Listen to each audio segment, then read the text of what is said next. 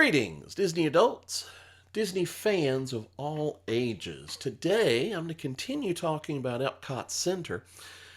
Before we get into it, though, quick shout out to my friends over at All Ears, to Breedlove, to Emma, and All Ears Style. I want to check out this shirt. So anyway, a couple of years ago, I remember going through my vast collection of Disney shirts, and I realized I don't have any shirts with Epcot Center on them. And I said, that's absolutely insane with as much as I love Epcot. Led to a little bit of a crisis. I said, I got to have an Epcot shirt. And so I started looking. I got my wife on it because my wife loves to search for Disney merchandise. Neither one of us could find an Epcot shirt. We went to Epcot Center and looked in some of the shops and could not find any shirts that said Epcot Center on them. I said, that's crazy. Why aren't there Epcot shirts? So I finally found one that I kind of liked. I said, this will work. About a month ago, I had taken my wife's car in to get a tire replaced. And as I'm sitting in the waiting room, waiting for the work to be done, I'm on Instagram and I get a notification from All Ears Style, and there's Breedlove wearing this shirt. And I looked at it and I said, that is exactly what I've been looking for. So excited. So sitting there in the waiting room of Pep Boys, I ordered this shirt.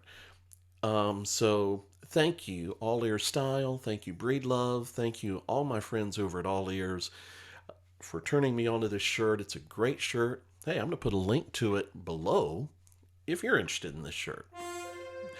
And that should tell you that the topic of our video today is Epcot, a continuation of my series about Epcot. In the first video that I did about Epcot, I talked about Epcot at its opening, and I thought Walt would be pleased overall, except for the fact that it wasn't a city of tomorrow, it was just a theme park. My second video, I talked about the first 20 years of Epcot, and I discussed I thought Walt overall would have been pleased, a few things he wouldn't have liked. And in this video, we're going to talk about the last 20 years, from about 2000 to now.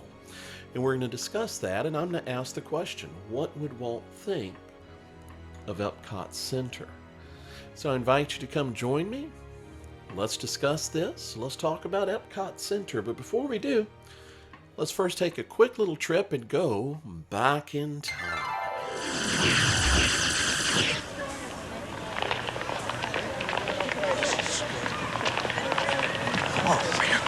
Hiya, folks. I'm Bill. We've been expecting you. Is everybody ready? Yeah! Can't wait to start. All right, great. Now, look, I don't know how much you know about the attraction so far. Don't worry about all that screaming. That's just another test audience. But why don't you guys just hold hands to be safe? Come on, let's go.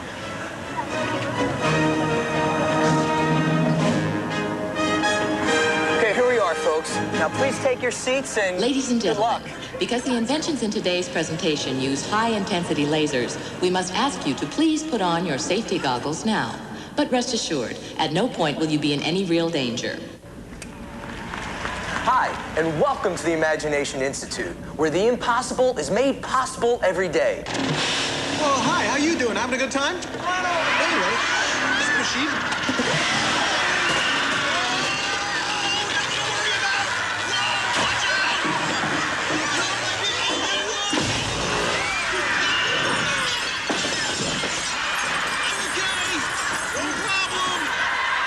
That's right. Only the most cautious procedures are used to ensure safety. Warning, the dimensional duplicator has malfunctioned.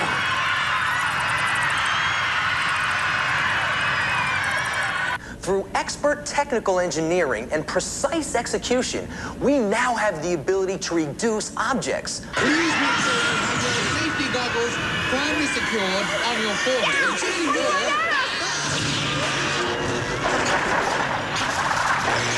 We shrunk the audience. This is cool. Everybody okay in there? 1994 was a very significant year at Epcot Center.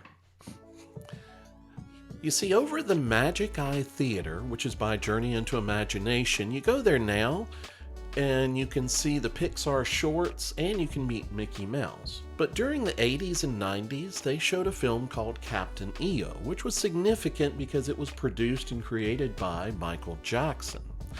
But in 1994, the Disney company decided to change the show, and the show they replaced Captain EO with was Honey, I Shrunk the Audience. Honey, I Shrunk the Audience was kind of a sequel to the very popular film series at the time of Honey, I Shrunk the Kids, which featured Honey, I Shrunk the Kids, Honey, I Blew Up the Baby, Honey, We Shrunk Ourselves. The idea for Honey, I Shrunk the Audience was that Wayne Szalinski was getting an award from the Imagination Institute for his shrink ray. In the process, he shrinks the audience, laughter ensues. It was a very cute show. It was a very popular show.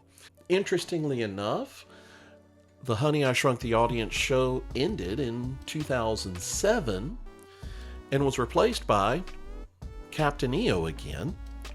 But the Disney company did this after the passing of Michael Jackson, sort of in honor of him and in his memory. But back to Honey, I Shrunk the Audience. Why is this significant at the Disney company? Because it marks the first time that we see IP introduced into Epcot Center. In 1995, Circle of Life, an environmental fable, opened up in the Land Pavilion. Now, both of these, both Honey, I Shrunk the Audience and Circle of Life, were sort of supplementary things within their attractions. The big attraction, Journey into Imagination, was of course the dark ride with Figment. Big attraction over at the Land at the time was Living with the Land, the boat ride. Soaring wasn't there yet. It would actually be almost 10 years later before we see IP show up again, this time over at the Living Seas Pavilion. In 2004, Turtle Talk with Crush premiered over at the Living Seas Pavilion. And it was insanely popular, so much so that they actually had to move it from its original location because they didn't have enough room. This led to the Disney company deciding to do a complete retheme of the Living Seas. And in January 2007, The Seas with Nemo and Friends was opened, which was of course based on the very popular movie Finding Nemo. Just a short time later, in April of 2007, we saw the opening of the Grand Fiesta Tour over in the Mexico Pavilion, the boat ride that had been El Rio del Tiempo. Now, it would be several years before we saw another IP enter into Epcot Center, but when that one entered, it did so in a big way. In 2013, the Disney company released a little movie that you may or may not have heard of. It was called, what was it? Frozen, I believe. I'm teasing. But yes, in 2013, the Disney company released the movie Frozen. And it became an international phenomenon. And it certainly invaded and took over the Disney parks. Everywhere you went, there was something from the movie. Olaf, Anna, Elsa meet and greet. You were hearing Let It Go. You were hearing Do You Want to Build a Snowman? Quick side note, it did lead to one of my favorite Jungle Cruise jokes of all time. My family and I were visiting Disney during this particular spell, and I remember we went to ride the Jungle Cruise, and as we approached that first waterfall, you know, Schweitzer Falls, and they discuss it. Well, our skipper started gearing up, you know how they do. Ladies and gentlemen, if you look over here, you see. And I'm like, what is she gearing up for? The front side of water? What? If you look over to your right, you can see something you won't see anywhere else at Disney World. Something that is not frozen. It was the most hilarious joke I'd ever heard, and it was certainly very appropriate. I haven't heard it since. It was the only time I heard it. I do hope that Jungle Cruise skippers didn't get in trouble for that joke, because it was a good one. But anyway, I digress. Frozen took over completely, including over at Epcot Center, when one of my favorite attractions, the Maelstrom, was taken out and was replaced by Frozen Ever After, based on the movie Frozen. That one still hurts. 2016 saw the opening of Frozen Ever After. 2021, we see Remy's Ratatouille Adventure open up over in the France Pavilion. In May of 2022, Guardians of the Galaxy Cosmic Rewind opens its doors for the first time. And then, of course, this past October, 2023, we saw Moana Journey of Water, the walkthrough attraction that opened up.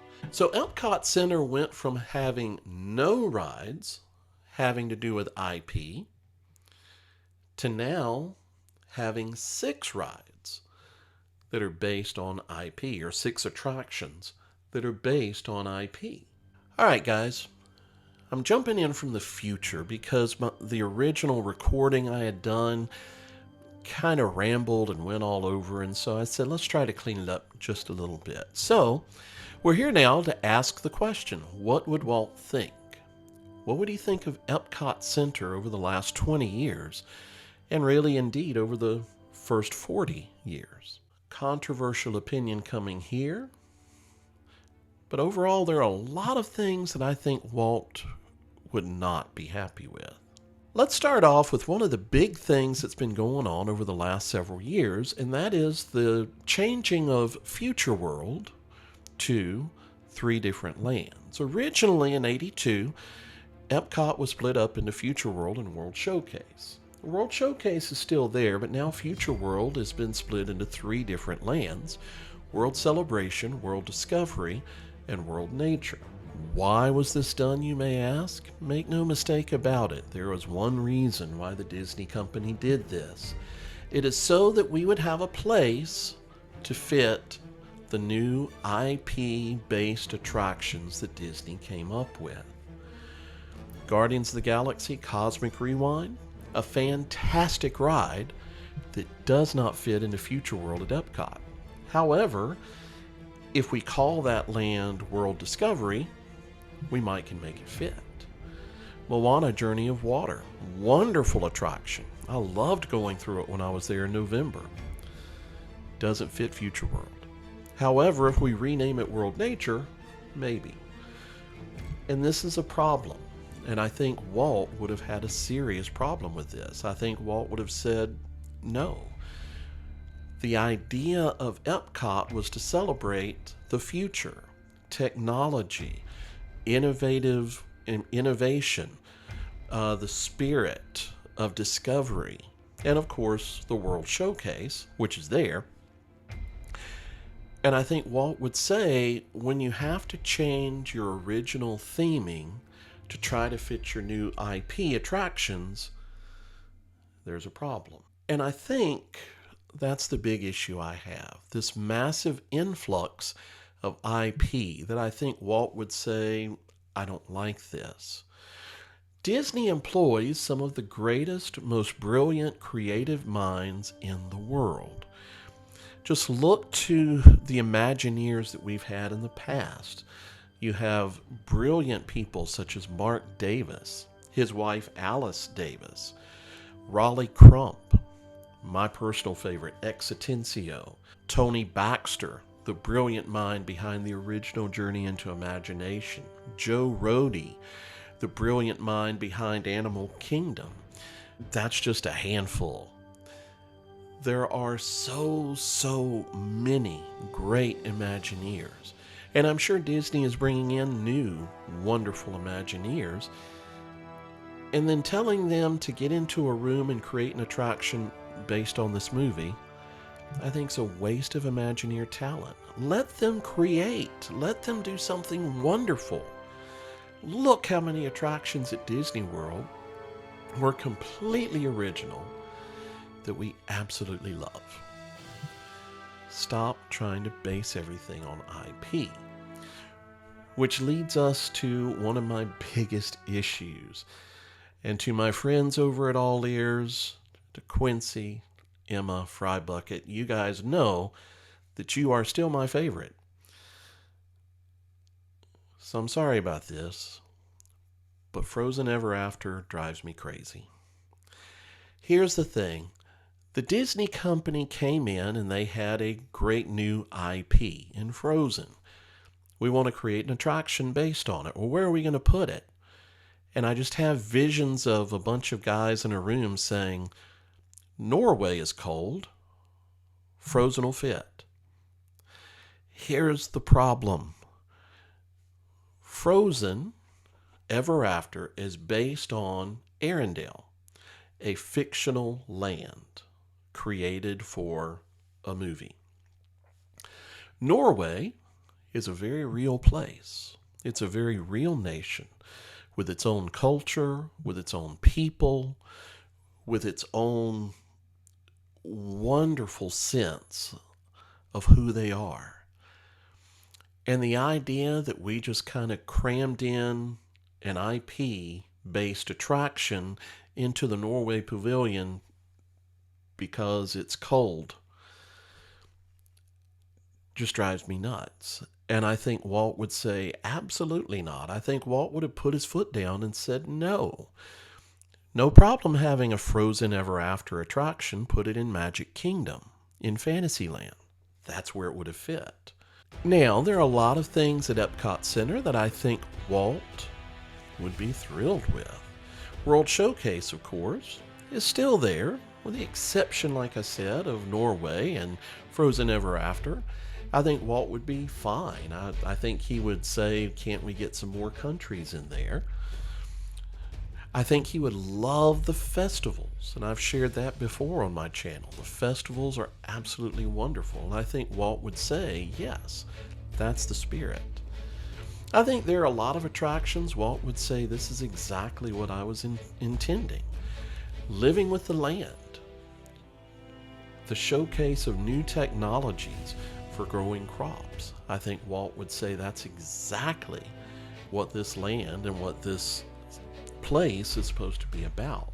My worry, Disney, is that the Disney company is trying to add so much IP, and I worry that the Disney company is gradually making itself look more and more like Universal. And for die-hard Disney fans like myself, I don't go to Universal because I don't like Universal, because I don't like all the IP-based attractions. Please don't turn my beloved Disney World into just another Universal Studios park. So, now that I've depressed many of you, and I've made many of you very angry, I invite you to give me a comment. Tell me what you think.